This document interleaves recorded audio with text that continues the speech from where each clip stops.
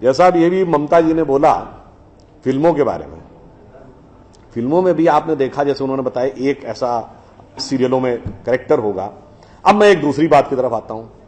आपने जितनी हिंदी फिल्में देखी होंगी, भाई मैंने तो हिंदी और इंग्लिश के अलावा नहीं देखी, एक आधा उर्दू की फिल्म ही देखी है, अन्य भाषाओं की तो फिल्में मैंने देखी नहीं है, मगर हर हिंदी फिल्म में शुद्ध हिंदी बोलने वाला कैरेक्टर या तो विलेन होगा या कॉमेडियन होगा।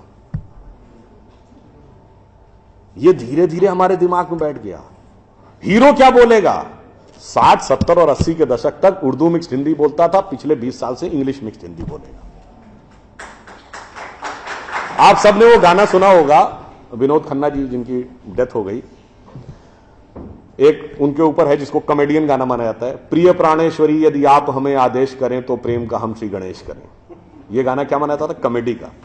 और एग्जैक्टली यही गाना, यही वर्ड्स का गाना, इब्तिदाए इश्क में हम सारी रात जागे अल्लाह जाने क्या होगा आगे, यह अच्छा गाना। और इतना ही नहीं, जी हाल मुस्किन मुगम्बुर रंजिश बहार हिजरा में सारा दिल है, इसमें दिल के अलावा कुछ समझ में आया नहीं। हिंदी के शब्द आ जाए, अरे साहब बड़ी कठिन हिंदी, बड़ी क्लिष्ट हिंदी, कहां से ले आए? अगर साफ साफ उर्दू भी बोल दिया, ये कहां ले आए? अंग्रेजी मिक्स्ड होना चाहिए।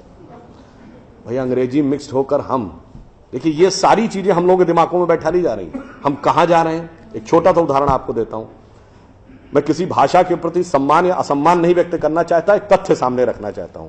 अंग्रेजी भाषा में केवल 5 वॉवेल हैं, AEIOU, केवल 5 वॉवेल, और मात्रा पाई जैसी कोई चीज ही नहीं है। इसलिए इसमें साइलेंट का भी प्रॉब्लम है और एक्सेंट का भी प्रॉब्लम है। एक कश्मीरी और पंजाबी जिस एक्सेंट में बोलता है, एक बिहारी जिस एक्सेंट में बोलता है, एक तमिल और केरलाइट जिस एक्सेंट में बोलता है, उसमें भारी अंतर है। मगर जिन लैंग्वेजेस की फोनेटिक्स डाइवर्सिफाइड है, अब जैसे उसमें मैं एक एक्सट्रीम एग्जांपल देता हूं, संस्कृत। आप वैष्णो देवी के मंदिर जाइए या तिरुपति बालाजी के मंदिर, काशी विश्वनाथ या कामाख्या, जब पुजारी मंत्र बोलना शुरू करता है, एक्सेंट में कभी डिफरेंस देखा है? वो भी तो उसी इलाके के हैं। क्यों? क्योंकि आपकी लैंग्वेज की फोनेटिक्स डेवलप्ड है, साइंटिफिक है। उदाहरण के लिए, आप सब ने कभी ध्यान दिया हो या ना दिया हो, हिंदी में कहते हैं ना काखा गाघा अंगा, का जब बोलते हैं तो जबान कहां लगती है? फिर खा में और पीछे, गा में और पीछे, घा में और पीछे, जब अंगा बोलते हैं तो गले से निकलता है। The entire phonetics is designed as per the contour of your vocal cord. एक प्रकार के शब्द एक साथ, तथ दध ना सब दांत से अंतर है, पफ बफ मा सब होठ से। इतना डेवलप्ड, इतना साइंटिफिक इंस्ट्रूमेंट हमारे पास, और हमें समझाया जा रहा है कि नहीं छोड़ दो, ये तो वैसी बात हो गई कि हमारे पास स्मार्टफोन है। मगर दुनिया जो है वो पुराना वाला जो नोकिया हम यूज करते थे उसके पीछे भाग रही है। तो नहीं जी, हम तो उसी के साथ चलेंगे।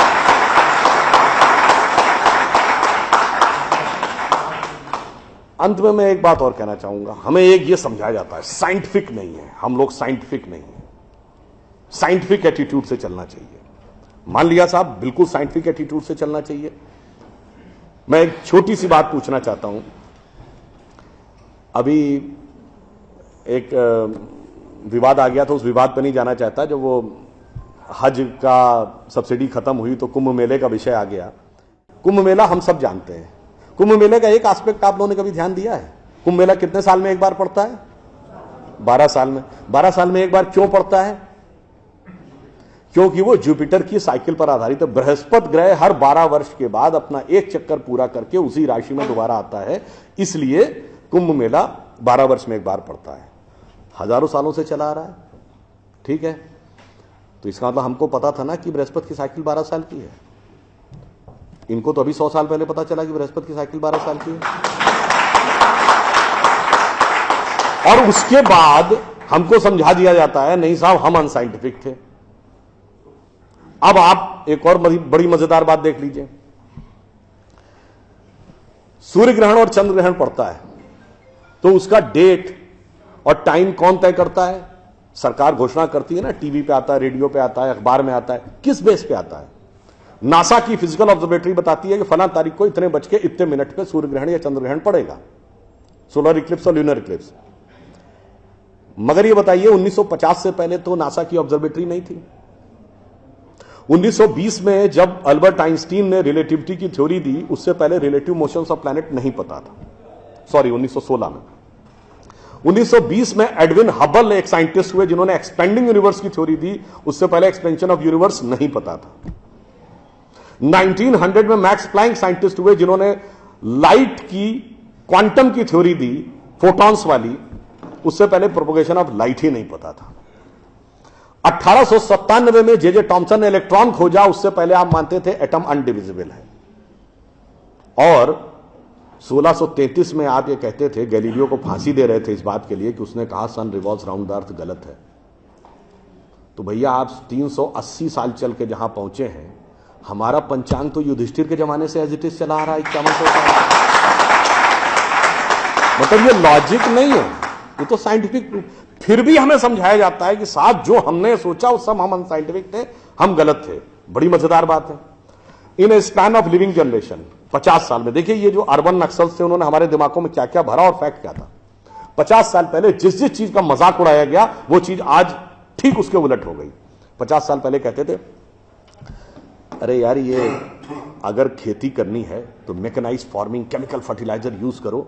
गाय के गोबर से कोई खेती होती है? आदमी चांद पे पहुंच गया, तुम गाय के गोबर पे पड़े हो। आज नहीं, ऑर्गेनिक फार्मिंग की तरफ जाओ।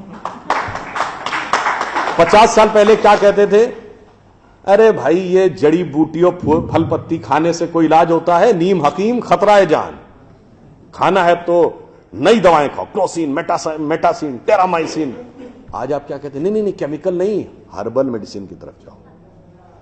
ठीक, आज से केवल 50 साल पहले आप ये कहते थे, जब हम कहते थे पेड़ों की रक्षा करो, जंगल की रक्षा करो, पहाड़ की रक्षा करो, कहते थे this is the reminiscence of a primitive tribal civilisation.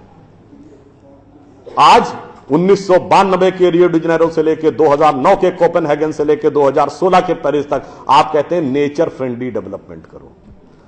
भैया सब कुछ उलटता जा रहा है। जो हमने